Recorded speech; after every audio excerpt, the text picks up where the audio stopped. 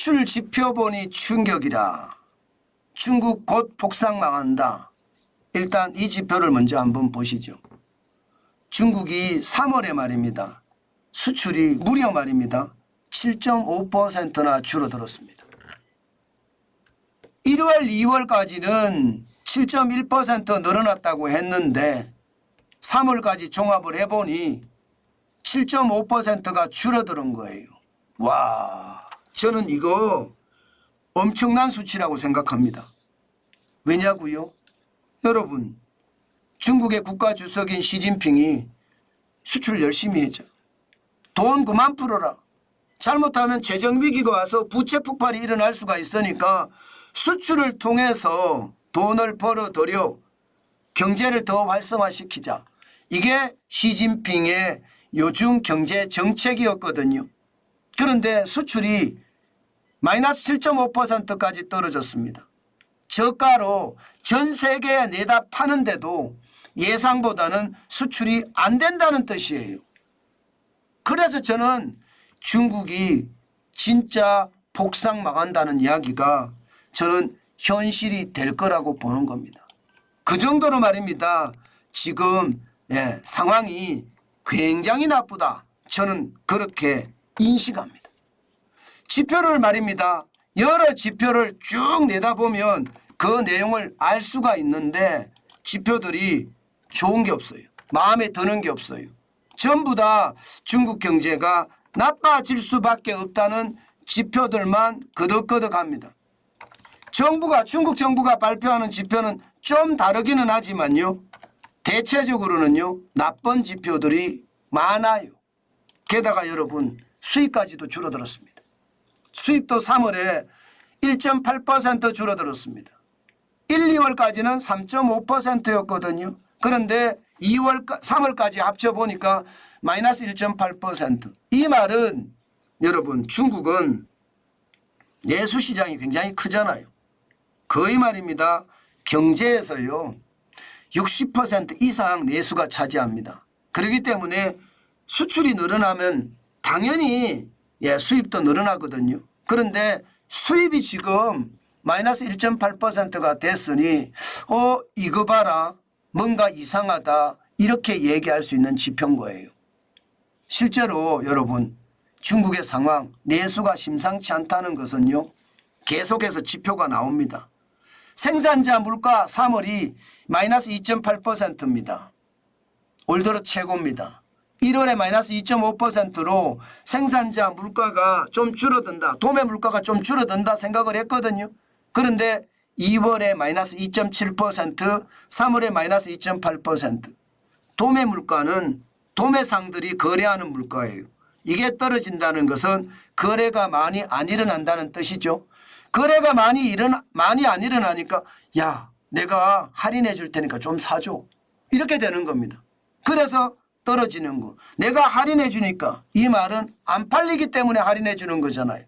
안 팔린다는 뜻이에요. 그만큼 말입니다. 중국의 도매 시장은 지금 여전히 박살난 상태다. 2022년 10월 이후에 18개월째 마이너스 행진을 기록하고 있다. 결국은 도매 시장이 박살났다는 것은 소매 시장도 박살날 가능성이 크다는 거예요. 실제로 소매 시장 1월 마이너스 0.8%였습니다. 굉장히 많이 떨어졌어요. 그런데 2월에는 플러스 0.7%가 되면서 소비자 물가 지수가 굉장히 많이 올라갔어요. 이거 뭐지? 결국은 중국의 춘제 음력설 말입니다. 춘제가 한몫을 했다. 그래도 춘제 때는 돈을 썼다. 0.7%까지. 그런데 3월이 되니까 0.1%로 다시 꼬꾸라졌습니다. 다시 0.6%포인트가 꼬꾸라졌잖아요. 이것은요 4월에 이게 마이너스가 될 가능성도 높다는 뜻이에요. 왜? 도매 물가가 마이너스 2.8%니까 소매 물가는 그 다음에 반영이 되거든요. 그 다음 달에.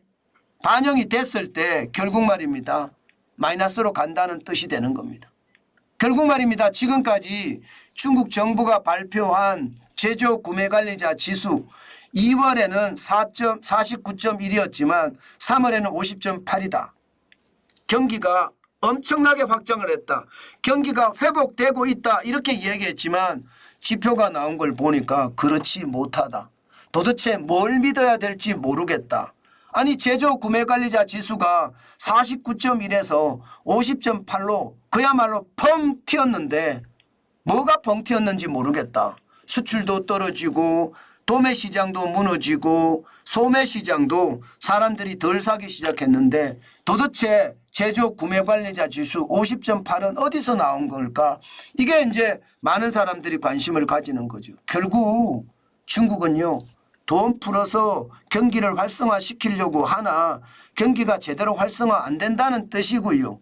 제조업이 좋아졌다고는 하나 이 지표조차도 믿지 못하겠다 이렇게 되는 거죠.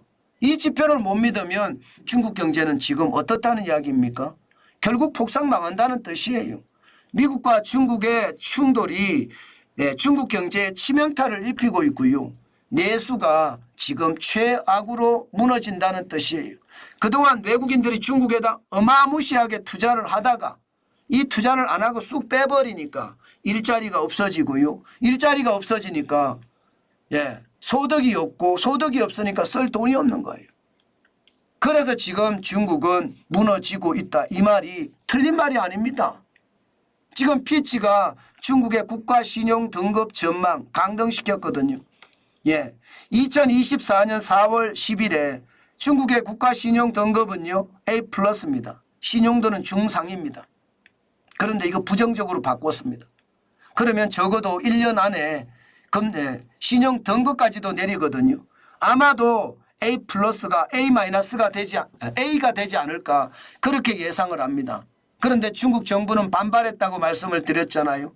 이게 반발할 일이 아니다. 결국은 중국의 어떤 지표를 보니 중국이 폭삭 망할 위기에 처했는데 그것을 신용평가 기관들이 제대로 평가를 해서 지금 보고 있는 거다. 그 말씀을 드리고 있는 겁니다.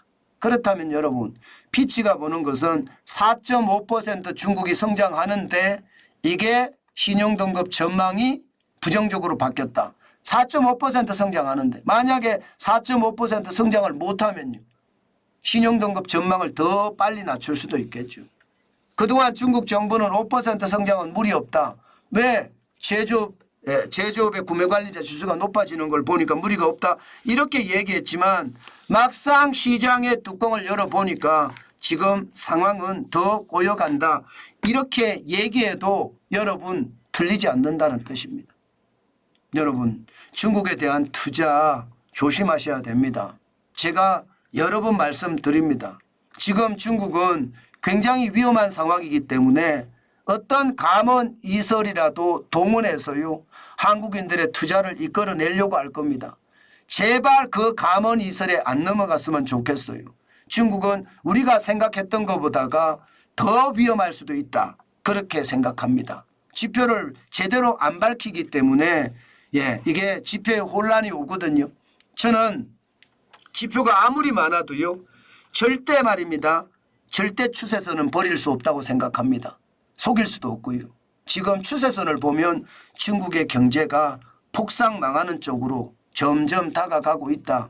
그렇게 봐도 저는 무방하다 이렇게 생각합니다.